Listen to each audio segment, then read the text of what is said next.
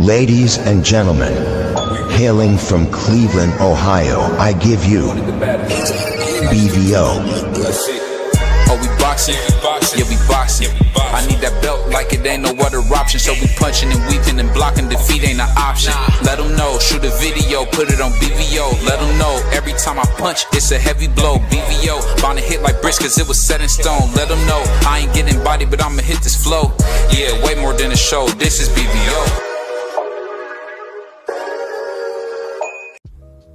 On behalf of BVO Sports TV, we would like to thank our sponsor, Raycon, makers of the Raycon Everyday Earbuds, the perfect model for premium sound with active noise cancellation to block out distractions and transparency mode to keep you aware of your surroundings.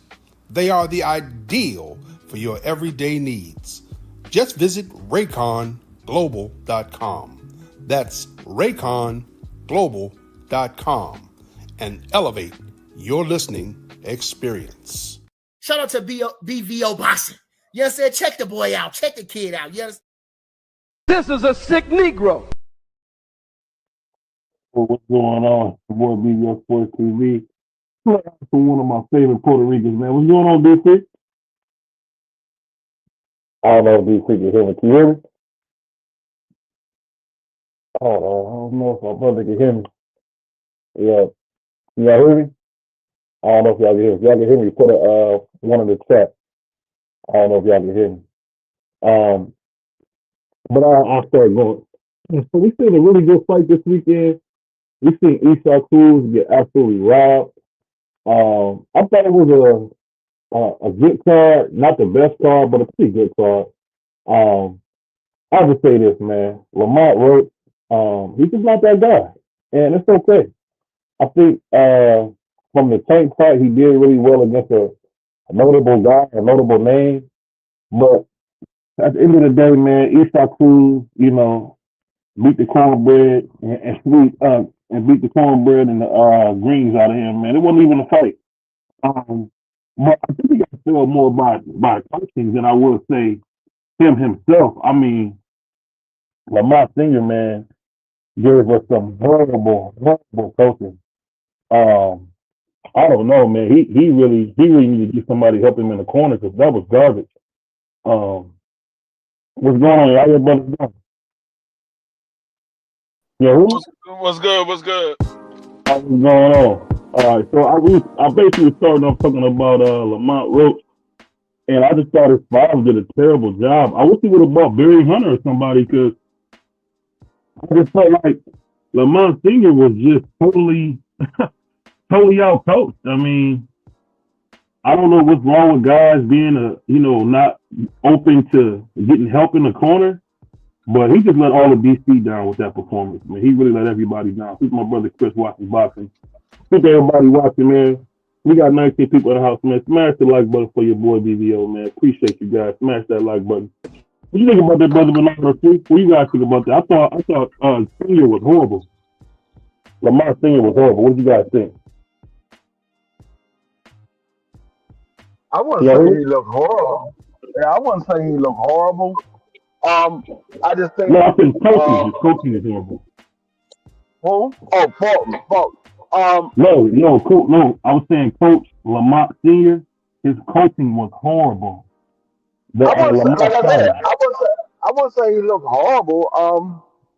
That's fighting that Lamont Roach fight. You gotta understand Lamont Roach is a counter puncher. I mean, in order to beat a guy like Pitbull Cruz, you gotta outbox him. You can't fight his style. He's gonna make it look difficult because he's a come forward brawler. He's gonna make it a difficult fight. And Lamont Roach is more he's like a Shakur Stevenson. He's more of a counter puncher. He uses his jab. He'll put combinations together at times. But he's setting up a counter shot. And with Pitbull Cruz, the one that comes forward and throws a lot of shots, whether they land on the spot that he's looking to land it or not, he's going to throw a lot of shots, and he's going to his style of fighting. I mean, we saw it with Tank Davis. Tank Davis moved around and boxed Pitbull Cruz. We saw it with El Rayo. He moved around and boxed Pitbull Cruz. The ones that stands in front of him, like Rolly Romero, they didn't have a lot of success. So it just that style of fight. I don't think it's anything they did wrong. I think it's just Pitbull Cruz is a difficult style to fight. Go ahead, Coach. What you got on it? No, I just think that if I have two examples of what frustrated Pitbull Cruz, I think I may have went with the game plan of the two examples that frustrated him. I think the first 6 rounds, they came out and I think it just came out and set a tone where it was going to be a war type fight. But then round 7 through 12, I think it was primarily the boxing. Now, if he would have did that a little earlier, I think he would have been able to get the decision. I definitely think if he would have did that for the whole fight, he would have been able to get the decision. But I think it just got too late of a start. You were basically fighting in Pitbull's backyard. Not that swayed anything on the cards. I don't think they got it wrong. But I think he just started boxing too late. I think they wanted to come out and establish a sort of dominance, like hey, I can stand here and I can trade with you, but that's a Pitbull thing. Lamont's a very intelligent boxer and, like I said, counterpuncher. I just don't think that was the course of intelligent boxing to fight that much fight like that, because it played too much in the Pitbull Cruz's hands. You know, I gotta remember. My bad. I gotta remember that Coach Bernard is from DC, so he's a homer. So, but so shout out to Coach. But I just think if you look at the fight, I've never really seen Lamont fight like that. I've never seen Lamont pressing the action, trying to bang with somebody. I don't know, man. I think Lamont's better than that, but I just think what we're getting a lot in boxing is a crisis in leadership. I think the guys that are in these corners, man, are not. They don't qualify. They don't qualify to be in that corner. And not speaking on Lamont Roach Jr., I'm just saying in general. I feel like the reason boxing is not where it once was is we don't have the same quality of trainers that we once had. We got nothing but physical trainers, guys who getting you ready to, play basketball or run more than they get you ready for the 3 signs. I don't know what you guys think about that. No, I think you're wrong. I think he definitely got decent trainers. Are they top level? I mean, that's a person's opinion, but he definitely got decent trainers. His trainers got him all the way to where he's at. So you can't say he don't have good trainers because Lamont Roach. And you said you never seen Lamont Roach fight that style of fighting like that. He just fought Tank Davis the same way. He's still right there in the pocket with Tank Davis. That. Even if you go back and look at the Jamel Hearn, you look at the Hector Garcia, that's his style of fighting. But as far as his trainers, I think his trainers is decent trainers. It's just Pitbull Cruz is not an easy fight. It's not an easy fight. Now, if that was somebody else, Lamont Roach probably won that fight easy. But it was Pitbull Cruz, somebody who's a difficult style fighter. So it's going to be difficult. No matter who gets in a ring with him, it's going to be a difficult style. If you look at El Rayo had to change his game plan. El Rayo never fought like that. You look what El Rayo did with Pitbull, and you look what El Rayo did with Antoine. It's 2 different styles that El Rayo fought. So, Pitbull Cruz is just a difficult fight. I would say that if Shakur Sanchez was to get in that ring with him, he would beat Pitbull dead. If you put Gary Antoine in there with Pitbull Cruz, he would beat him to death. I'm not going to go for Esau Cruz being this good fighter or this great fighter. He got smoked by El Rayo. He's not what they say. It's guys that know will beat the life out of him at 140 pounds. So I mean, it just shows me, and especially with Max coming up, it just shows me that sometimes in this game of boxing, man, guys just don't have the proper tools around them to win those fights. And I just felt like I could be wrong. I definitely could be wrong. I just felt like Lamont didn't have the tools in the corner to win that fight. I just don't think so. What would you say, Coach? I ain't gonna say he had the tools to get there because he's a world champion. One thing you have to say is styles make fights. Because that style was able to work with Tank, who's not a volume puncher. Mm-hmm. It's not for suit to fight Pitbull, who is a hard volume puncher.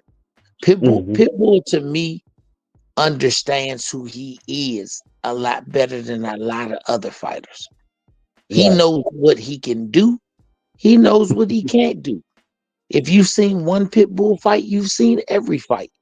It's just, to me, he has, no, I'm not saying it in a bad way. It's to me what makes Pitbull Cruz a great fighter. He plays within himself and he doesn't second guess what he is or who he is. When you see these guys saying, I can do 10 different things, but what's the thing you do good? I think Lamont's a great boxer. But I think sometimes when you have one performance that does one level, you kind of think I can get away from what I am or who I am. And sometimes you can get so far away from it that you can't get back to it in the next round or 2 rounds later. I give him credit for, I think, realizing within himself that this ain't working. And then when he started to box, I think in the 7th round, his dad was still telling him, man, walk him down, stay in the pocket. But then Shorty got to the point where he started boxing more. And for like 4 rounds, I think he hands down won every single round. But then he went back on the inside and gave Pitbull Cruz the only chance he had of doing what he did. See, this is my. I don't watch all the great trainers that there are. Eddie Foote, Customato, Gary Sr. People always get on me about that, but I will attest, not just because I'm a fan of Gary Russell Jr., but Gary Sr. is one of the most underrated trainers there ever was. Same thing with Virgil Hunter. I just think that when you see good trainers, what they always do is they always bring another gear that a fighter usually doesn't have. But I say that because I don't know if you guys remember when Bad Chad got with Emmanuel Stewart. He looked so much improved. The Lennox Lewis that we know of is something that Emmanuel Stewart worked on and perfected. When he got his head kicked, his first fight went against, to get the rematch. He went in there, had a small touch. Then he got in there with what's that big black nigga that fought Tommy Guns? Sorry, not Tommy Guns, the Marvel. You know what I'm talking about? What's his name? The big black dude. You know what I'm talking about? The one that beat Tommy Morrison to death. You know what I'm talking about? Ron Mercer. Ray Mercer. Is it Ron Mercer? Ron Mercer? Man, Ron Mercer played basketball. You talking about Ray Mercer? Ray Mercer. Look at you. But what I'm saying is, I felt like that Emmanuel put his fighter in the right position to be ready. I mean, what would you say about that? Because you do this more than me. I'm a novice. I want to hear from you on that. What's going on with my man Red? I mean, I think every coach has the intention to put their fighter in the best situation. I'll say this. Sometimes you have situations where the coach can only bring the fighter but so far, and then the fighter becomes stagnant. And then you have a lot of situations, and I won't give a individual coach and fighter, but where the fighter covers up the flaws of the coach.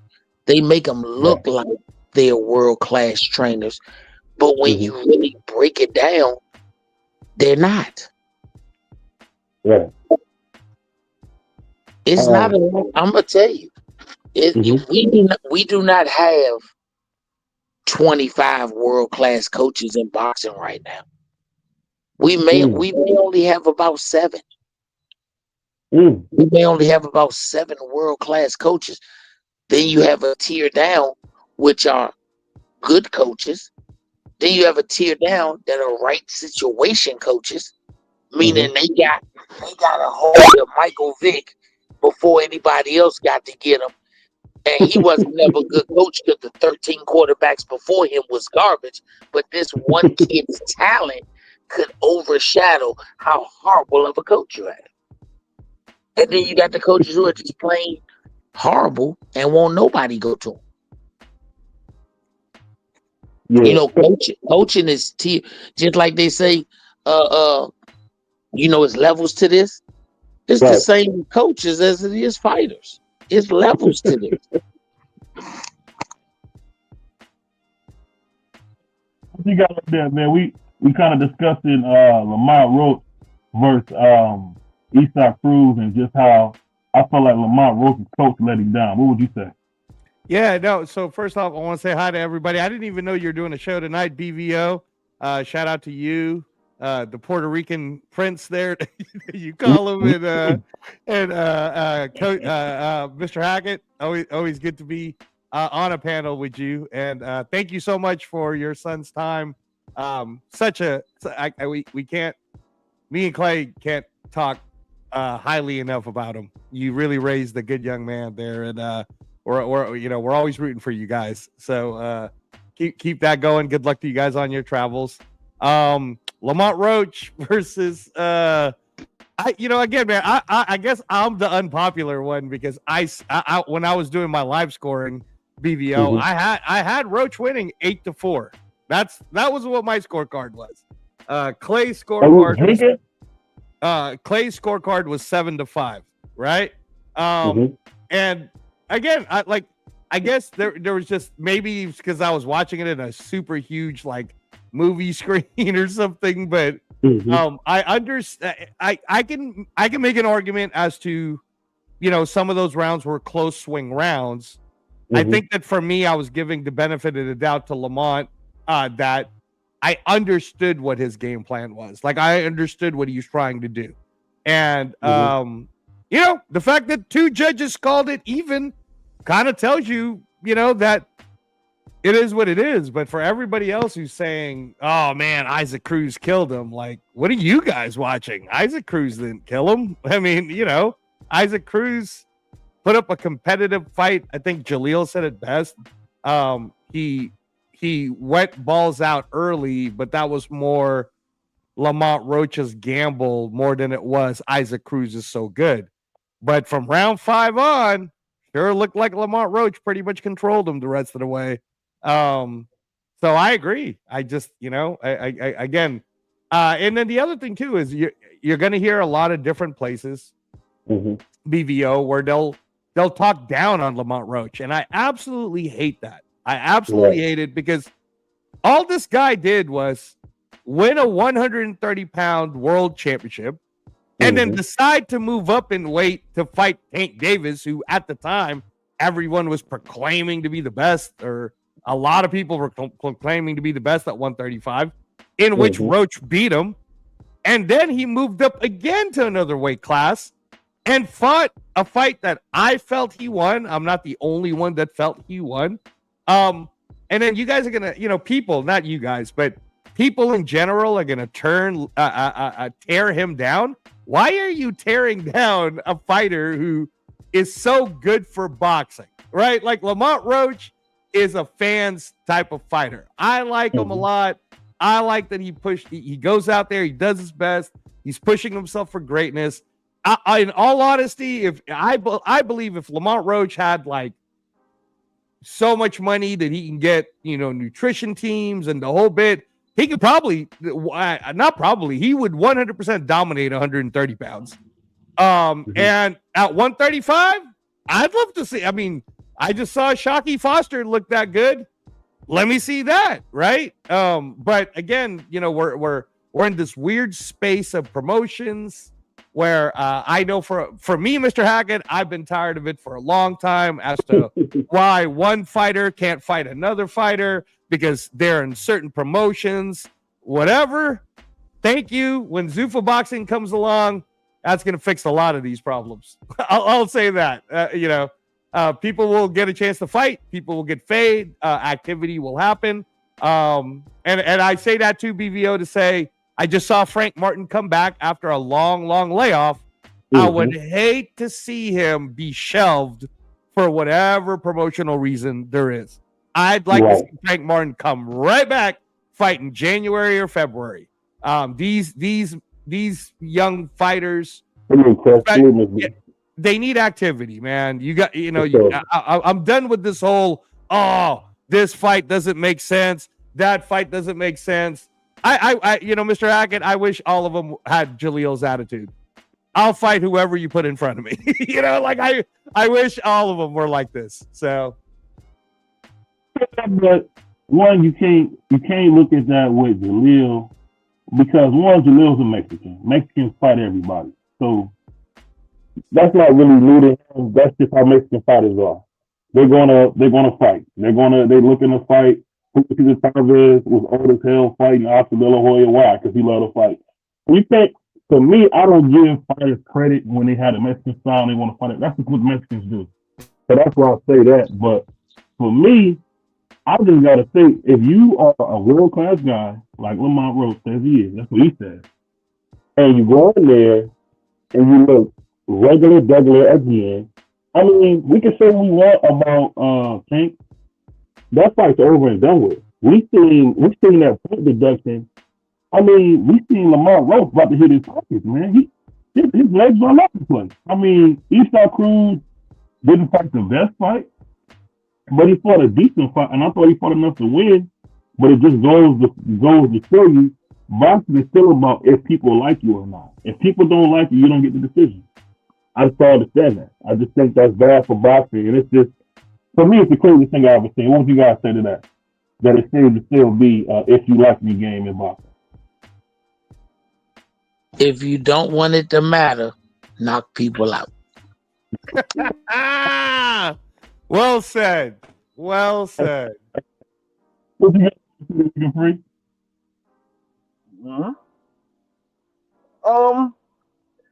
Yeah, I mean, we gotta understand the fans is what pays for the fighters. If the fans ain't coming to see them, the promoters can't promote the fighter. Mm-hmm. So it is based off of if they like them, they're gonna put them out there because the promoter gotta put the money up, and the only way they're gonna put money up is they see that they get a return in their investment. If they don't feel like they're getting a return on their investment, they're not willing to put no money behind you. So it is based off of popularity for the most part. That's why we always say we want these fighters and get on social media and do interviews and things like that and meet the fans because you want to put your name out there so these fans can buy into you. If these fans don't buy into you, your promoter ain't gonna put no money behind you. That's the reason why. That's the reason why Ryan is so big without even being a champion. That's well said, bro. That's why we want to fight Vinny Barbarino if he successfully becomes a 2-belt champion at 54. You know, we love to beat up on Menudo.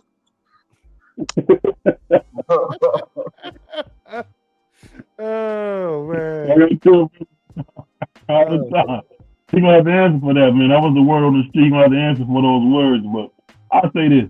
The thing that's so funny about it with boxing is Free always tells me this. We gotta stop picking and choosing. Well, this was a great example of people picking and choosing. Do you want to see great fights or do you want to see a popularity contest? Because if you think about it, Esau Cruz knocked him down. The crazy point deduction for whatever reason, it was so bad. We seen Esau Cruz spit his tongue out at this kid. We never seen Esau Cruz be like that. That's how pissed Esau was. He was like a little kid. All he could do was say "nana nana boo boo" almost. He was so pissed. But I can get what y'all saying, but let me ask you guys this as we go on to the next thing. You guys think about Bud Crawford attacking the WC belt in ways that we never seen. We had the great Oscar De La Hoya come out and say, who do you think you are? Why would you even speak ill on the belt that made us all great? What do you guys think about a great guy like Oscar De La Hoya being a critical of Bud Crawford?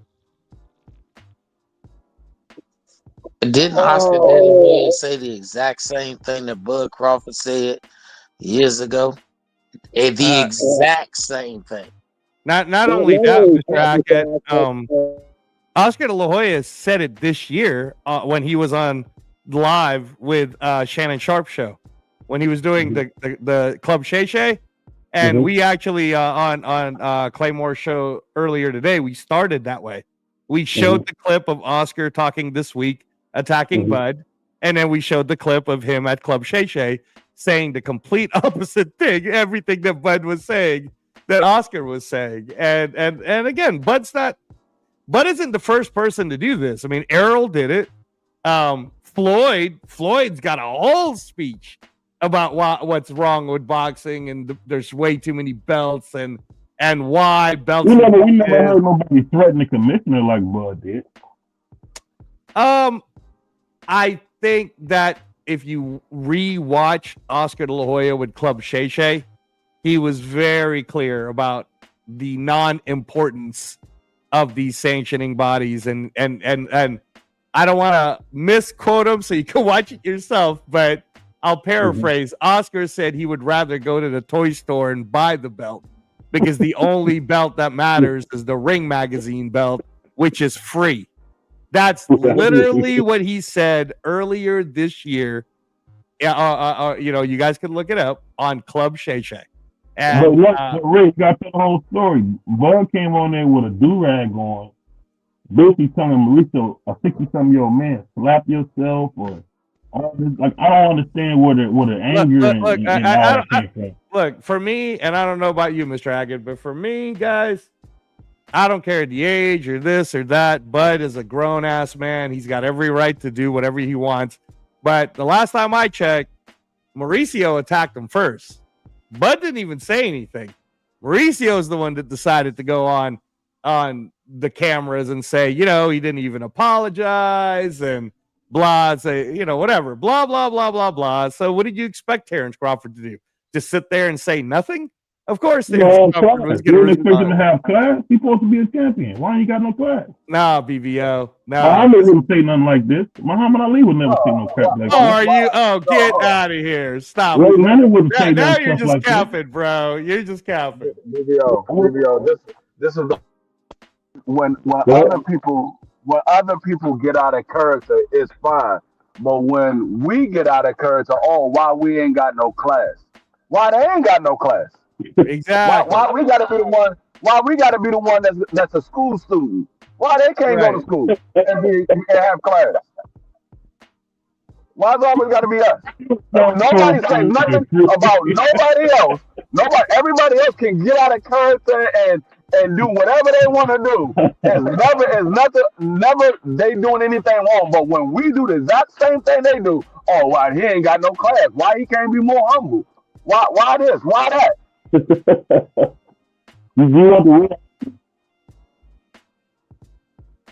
mean, I got an answer for you if you want it.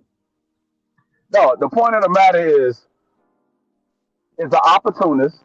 He saw an opportunity to try to get on Mauricio Suleiman's good side, so he can get one of his fighters in position to get a belt.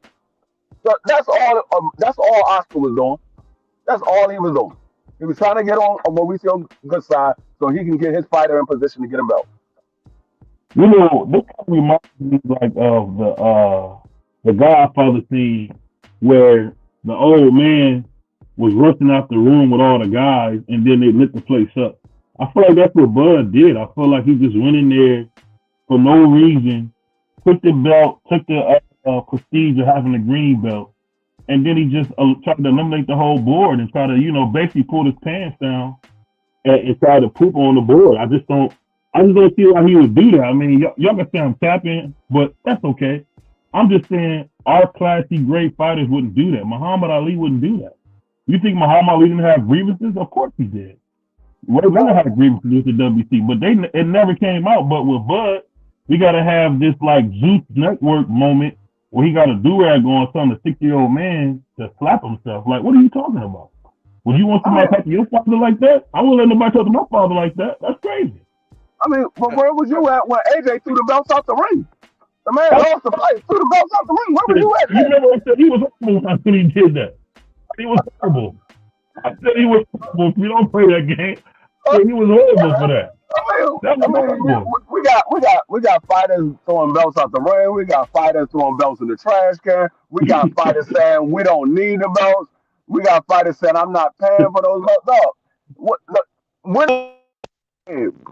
Those belts are secondary to these fighters. Yes, they would love to have them if they can fight for them and everything is on the up and up. But at the end of the day, the fighters love their money more than they love those belts. I keep telling y'all, I don't care if a belt is ever on the line.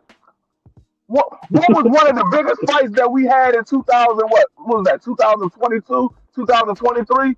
No, 2022. One of the biggest fights we had was Tank Davis versus Ryan Garcia. There was no belt on the line, and they did. Well, WWE belt on that, the original belt. We had the original WWE belt. There was no belt on the line because they fought at a catchweight at 136. There was no belt on the line. Oh, okay. There was no belt on the line, and they sold $1.2 million. I mean, 1.2 million pay-per-views, 100 million at the box office.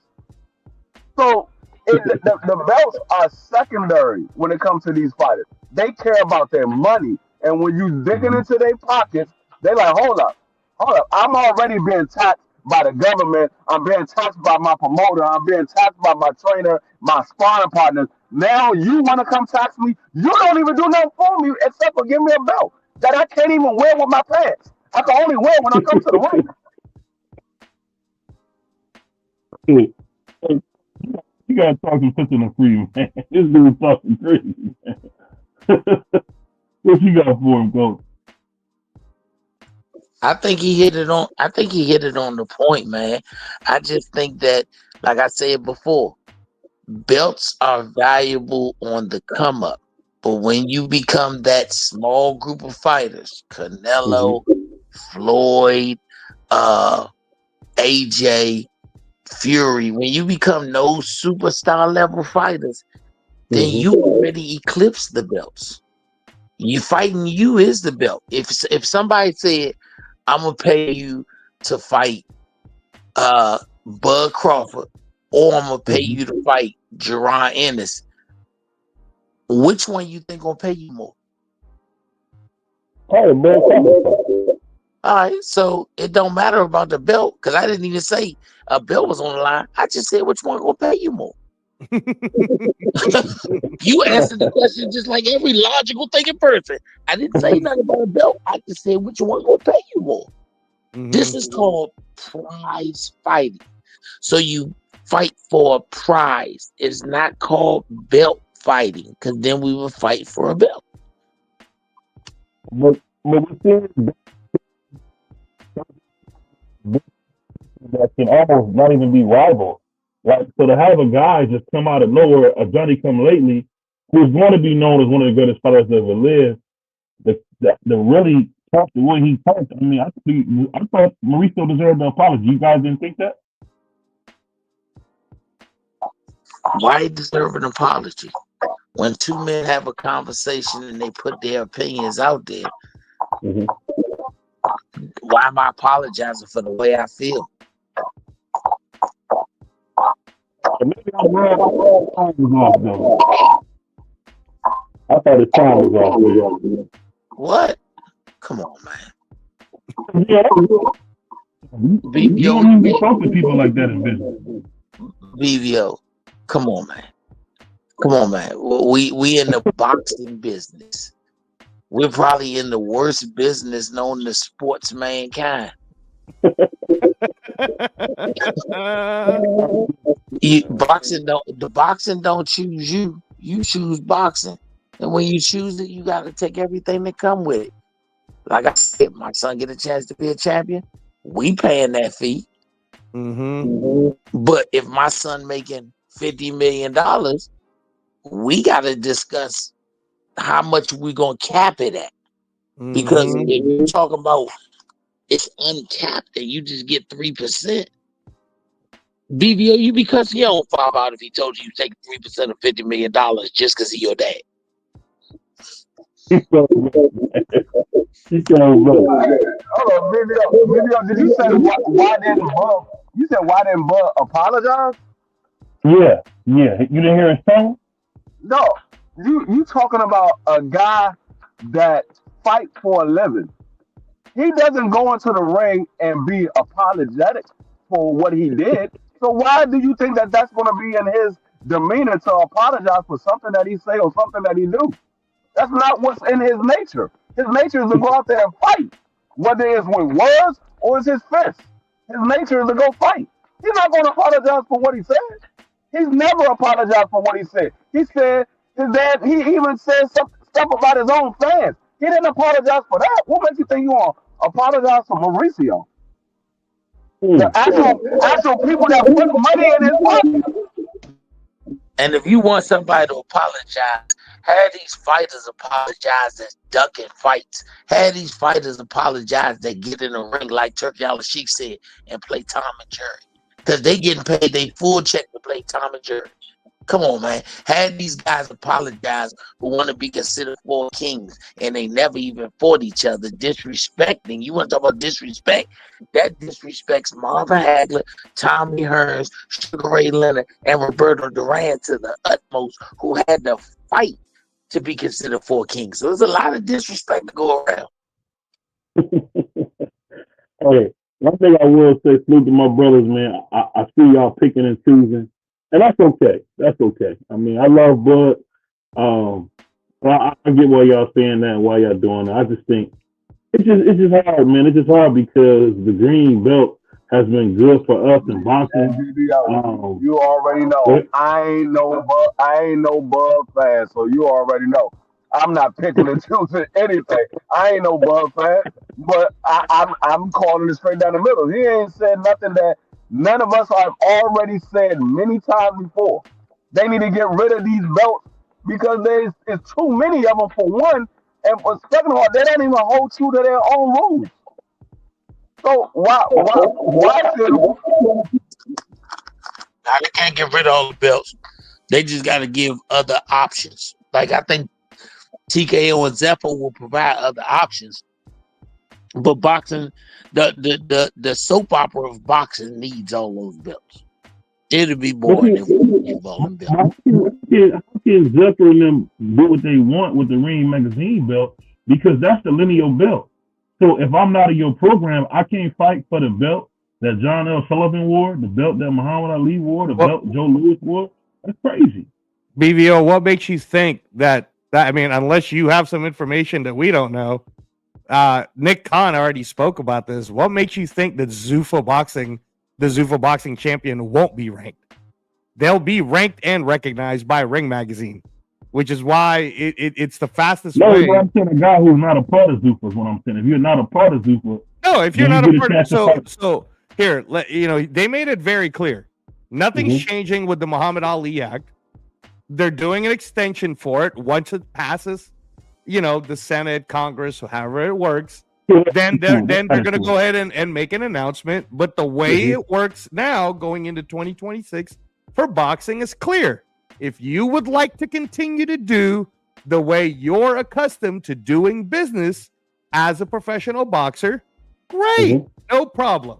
If you would like to try Zuffa Boxing's way of doing it, and you'd like to do the extension, come on in. And that's it. Like, there's no that it's just literally like in college football, if they opened up, another ACC or an SEC, they just opened up another league. That's all it is you could go to IBF I got you.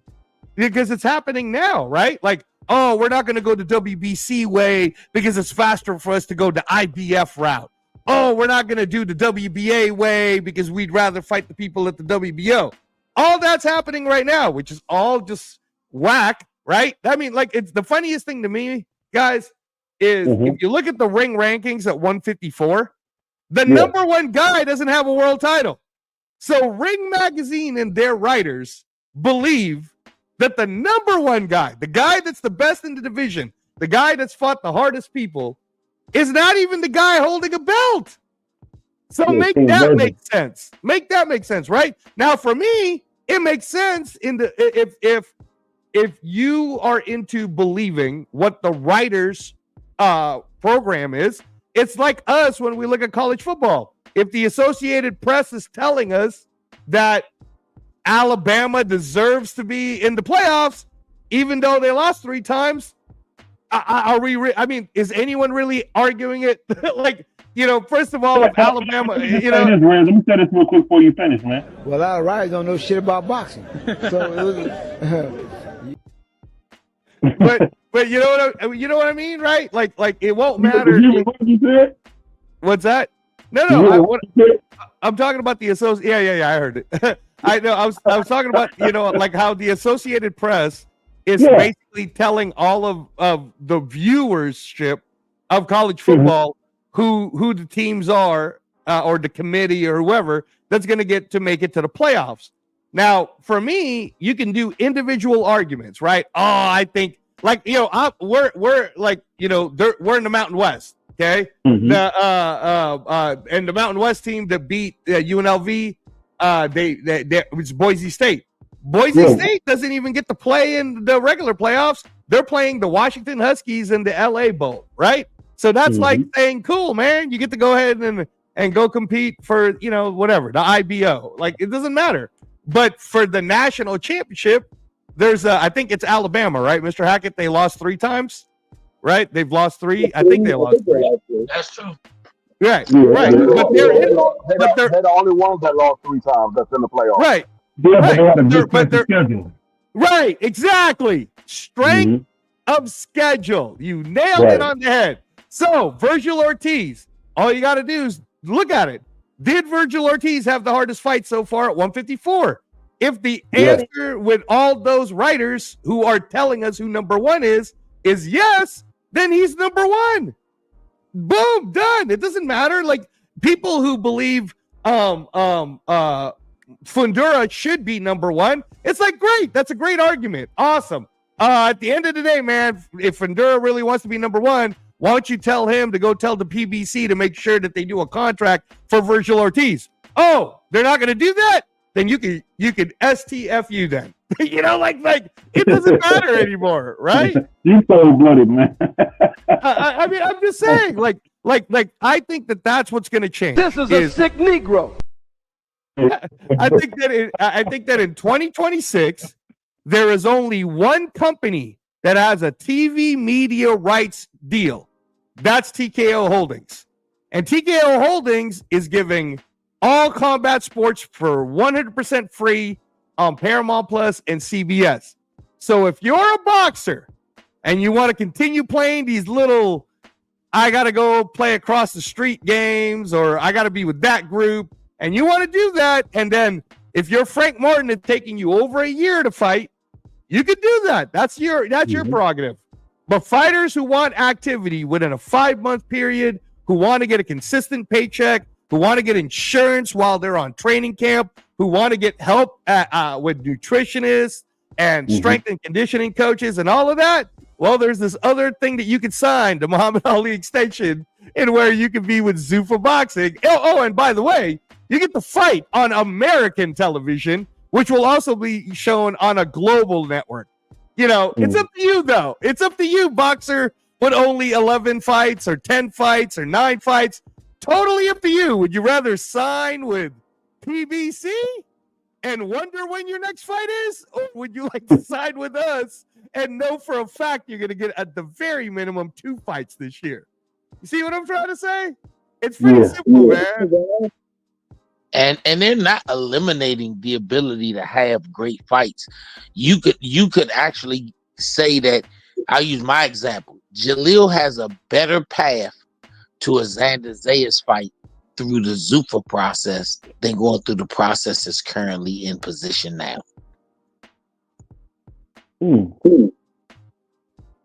Just reality. everybody's chasing the one belt that makes sense, and that's the ring belt.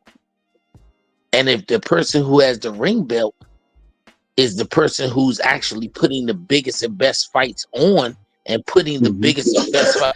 If you take Turkey Al-Sheikh out of boxing over the last 3 years, we would have never got any of these great fights we get ever. Those guys would have retired, and we would have said, this has been the generation of what if. Right. So, for a fighter like Jaleel, all he has to do is perform. And if the Turk says, I want to see Jaleel Hackett and Xander Zayas, it could be for belts, it could be for a TKO, it could be for one of the current belts, or it could just be for more money than either one of them can turn down. And both of them say if they got belts, vacate them. I think that's what we've seen Bivol do. He went for the big check, and I don't blame him.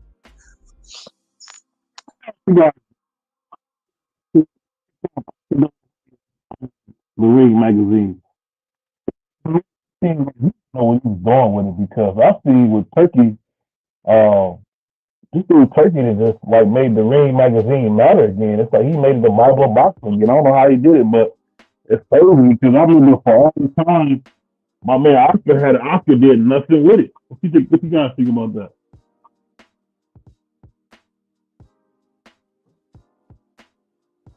Yeah, hear me? Think about the other day.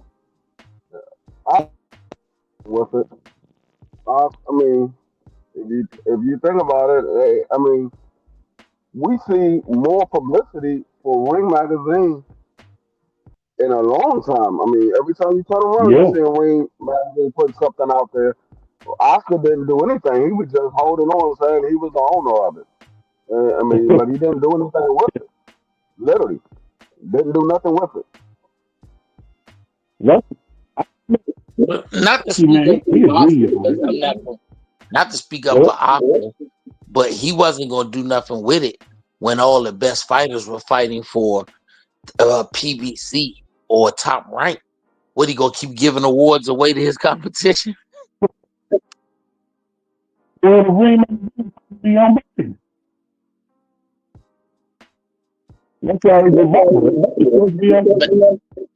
He bought the Ring magazine to further the interests of Golden Boy.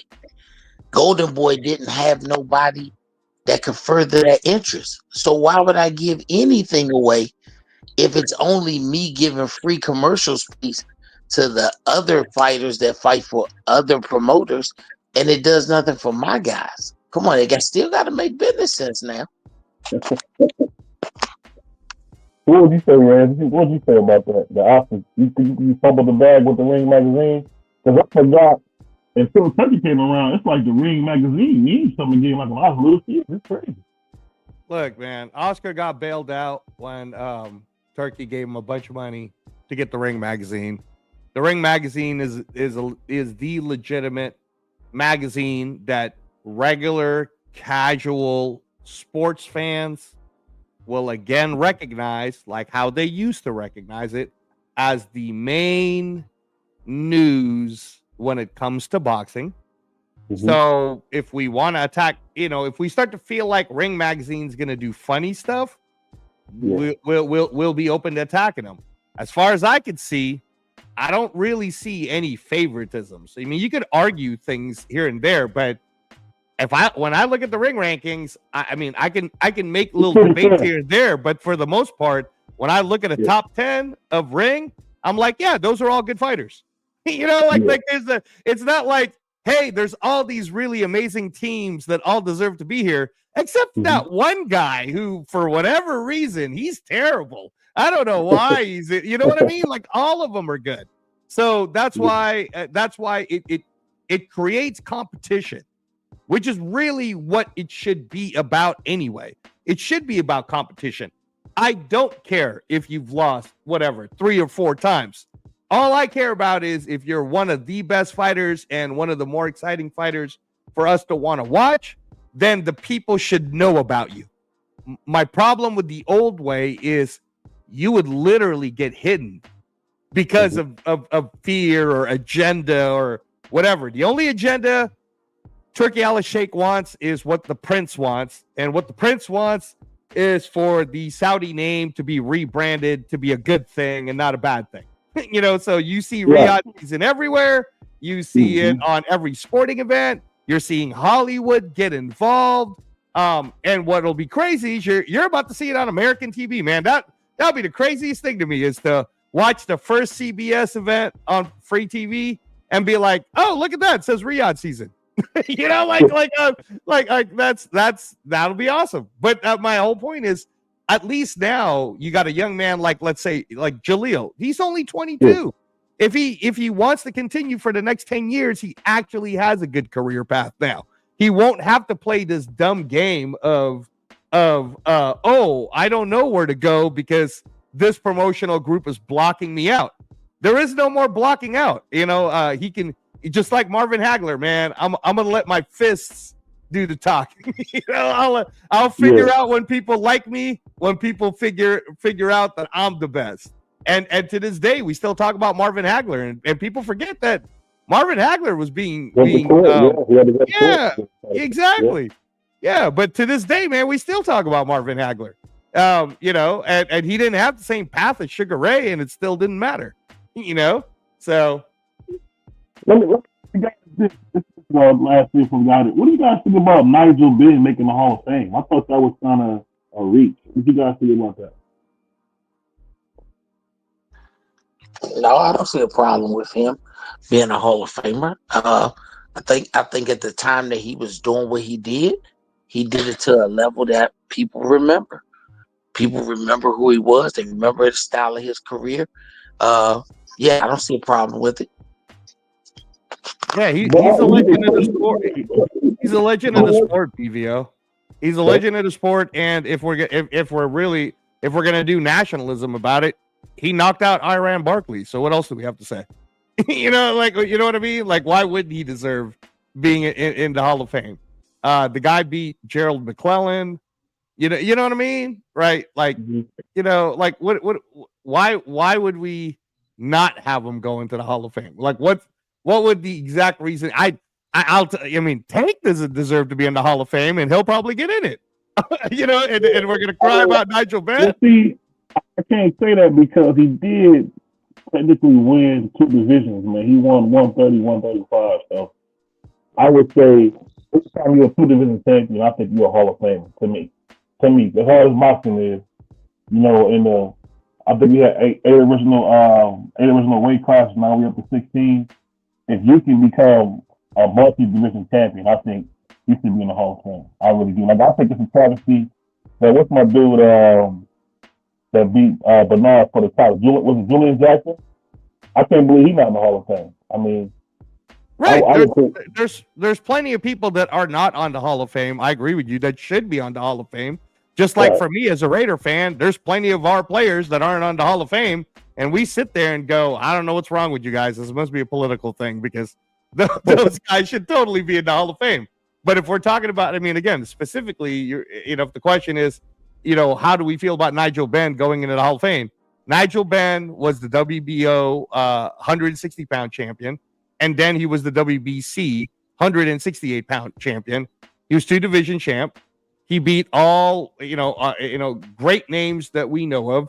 He's an icon to an entire nation outside of the U.S. and even in the U.S. We talk about his tenacity and his grit and the way he fought. He totally deserves, like I said, man, totally deserves to be in the Hall of Fame way more than Tank. I can see him being in there. You gotta look at the era that Nigel Benn fought in, and then you gotta realize this is a world sport. It's not a United States sport.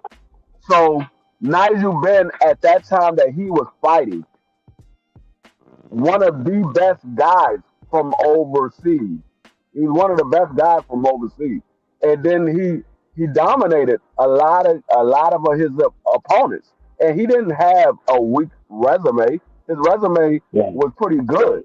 So when you look at that, there's definitely an argument for Nigel Benn. Like, my problem, I don't have a problem with Nigel Benn. My problem that I have is when we, and this is one of the reasons why I say these belts don't matter, because everybody say, oh, the belts matter, the belts is to get recognition, the belts do this, this, and that. Well, when you got two undisputed fighters who have not made it to the Hall of Fame, it says, okay, how much does the belt really do matter? How much does undisputed really matter? Because you got two undisputed guys that never made it to the Hall of Fame. Beat Bernard Hopkins to become undisputed and then defended it against Bernard Hopkins to stay undisputed. Then you had another guy who became undisputed, and these was two of the first guys when the four belt era came around that got undisputed. So it's like, how can y'all say that the belts have this much leverage when you got undisputed fighters that's not even in the Hall of Fame that got decent resumes compared to a lot of guys that's in the Hall of Fame? Yeah, I think that. Yeah, I can agree with that. I'm gonna tell you my only thing about that, and I think trust me, I think every guy who is undisputed, I think you did something that's rare air, should be in the Hall of Fame. But I think sometimes there are people who may get snubbed and made to wait because they didn't put the belts together. I think whenever you become undisputed by beating an undisputed, people kind of look at that differently than a guy who went and collected all four belts with 3 or 4 fights. I think that's the only thing. Even though I think everybody who makes it to the undisputed point should be there. Devin should definitely be there. When it comes to Tank, I think Tank should be there for his fighting in the ring, but what he's also done iconically to the sport. I think Jake Paul should be in the Hall of Fame, and I'll tell you why. Jake Paul has done something that should have been done a long time ago, and he put women's boxing in the light that it belongs in. And we're talking about all these great promoters never did it, and it took Jake Paul to come in. We've gotten more great fights in women's boxing from Jake Paul than we got between the big five all put together. Yeah. I was just say this, and this will be my last question for everybody. Do you guys think Antonio Tarver belongs in the Hall of Fame? I almost fell out my chair when I seen that. Because I feel like all he ever did was beat Roy. He beat the king. I got to give it to him. Tarver annihilated the king. And I'm a Roy Jones guy.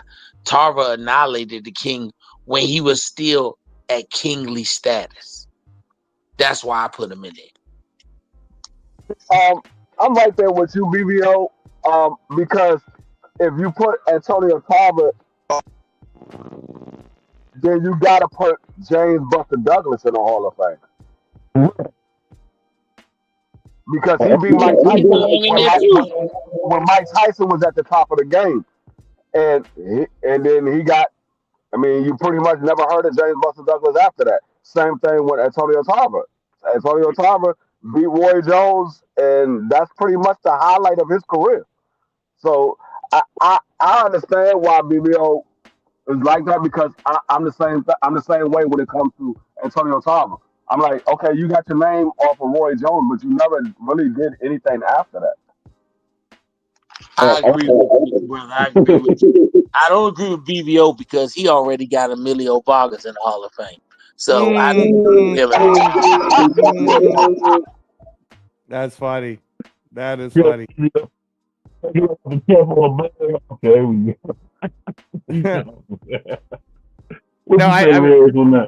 I think for sure that Antonio. I mean, again, man, everybody needs to calm down. And when somebody gets in the Hall of Fame, just look at their entire career as a whole. You know, people are forgetting that Antonio Tarver was one of the few people that won a medal in the Olympics. He was a bronze medalist, right? And then, yeah, he did win, in 2 series of his career. He beat Montel Griffin at one point to become a unified WBC IBF, I think at the time, light heavyweight champion. And then he lost to Roy, and then he knocked out Roy. Okay, and then he lost to Glenn Johnson, but then he beat Glenn Johnson, and people forget that when he beat Glenn Johnson, that was for the Ring magazine belt, and then he defended it against Roy Jones and beat Roy. So he beat Roy twice. So if you put Roy in the Hall of Fame, you got to put Antonio Tarver in the Hall of Fame. Like, that's ridiculous. Now you're just picking who you like and who you don't at that point. But if we're just gonna go off of stats and facts, it would be terrible. In the Hall of Fame, man, because he used to kick Sugar Shane's ass. So we put Vernon Forrest in the Hall of Fame, man. We gonna do that. That is because I think there's a lot of other guys who should be in the Hall of Fame before Antonio Tarver, and these guys are still not there. Right. Now, and again, that's like my argument with the Raiders. I agree with you. That's like my argument with the Raiders. But I don't fault all the other people making it to the NFL Hall of Fame by me saying, oh, well, I think, this Raider should be on before that guy. It's just like, you know what? It is what it is. We don't care. We know that all these Raider players were great. And just because you guys don't want to recognize them doesn't mean we don't recognize them. It is the same thing. Like, sure, man, people can hate Antonio Tarver. Well, a lot of writers don't know shit about boxing. So you gotta look at their entire career. And based off of what you said, he only beat 3 guys. Yeah. He only beat 3 out of his entire career. Only 3. Okay, if you take away the name of the people, what Antonio Tarver did is in 3 separate occasions of his life, won the world championships 3 times. 3 separate times he won it. He also defended it, arguably against one of the greatest fighters of all time, right? And beat that person. And he also, I mean, if you want to even count the IBO, he did eventually move up to cruiserweight and do that too. So really, if we're gonna get technical, if we want to get technical, he actually won another world title. I'm glad you said that, because he did the exact same thing that Jermaine Taylor did, except for the only thing that Jermaine Taylor did that he didn't do, Jermaine Taylor became undisputed. Yeah. I mean, I think Jermaine Taylor should definitely be in that should be in there. That's why I said when you say Antonio Tarver made it to the Hall of Fame, I'm like, nah, he shouldn't be there, because there's other guys that's supposed to be there. No, and I understand that argument, right? But I'm trying to explain to you that just like as a Raider fan, I'm not going to pull someone. That's a crab mentality, man. I'm not going to take someone out of the Hall of Fame because one of the people that I think should be on the Hall of Fame should be there. I believe Jermaine Taylor should be in the Hall of Fame too, but that has nothing to do with Antonio Tarver.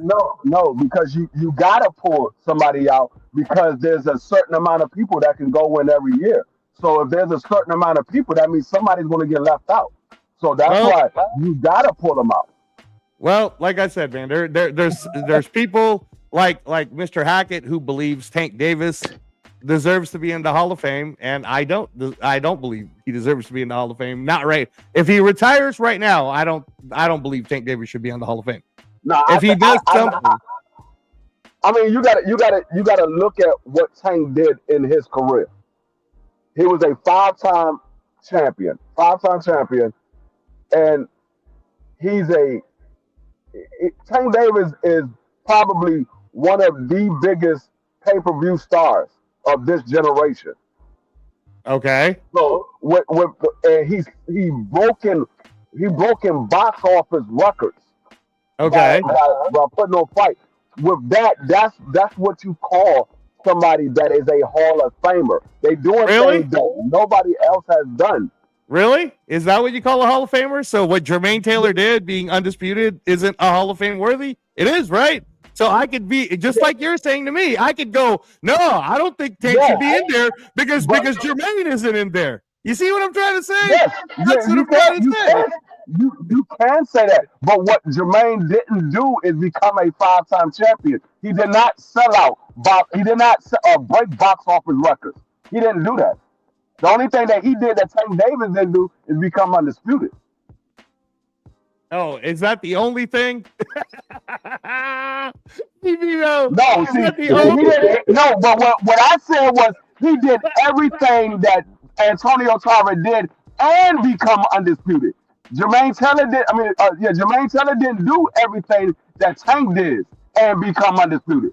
Jermaine Look, Taylor did everything that Antonio Tarver did and became undisputed. look, That's the look, difference. man, look. I'll respect to everybody's opinion, but you're never gonna convince me until Tank Davis does something else that Tank He deserves to never be in the Hall of unified, so I Fame. can see why you say that because he never did unify. You can hold that against me for sure. He never Yep. unified. That's Yep. crazy. Yeah, Yep. he lost his bet on the scale. You know what? In fact, I would have put Tank Davis on with the accomplishments he currently has.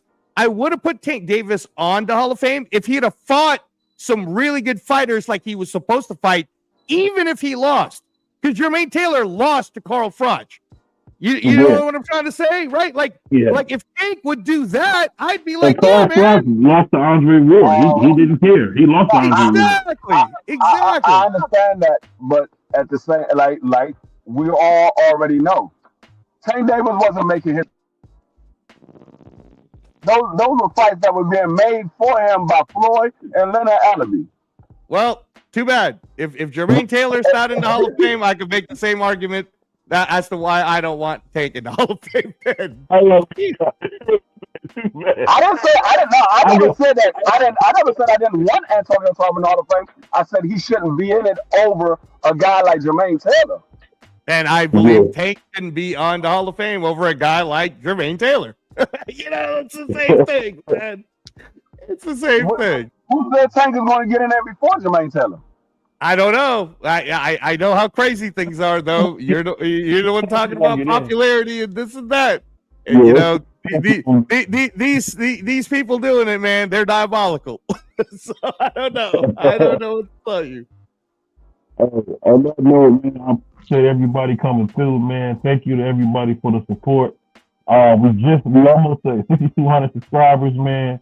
Thank you guys so much for the support for the channel, man. We're going to keep growing, and we're going to take it one day at a time, man. So one thing for sure, man, tune in tomorrow. Me, Puerto Rican 3, maybe my brother Rez may stop by, but we got another special guest. You don't want to miss him. You guys know I love him. See you guys tomorrow. Peace.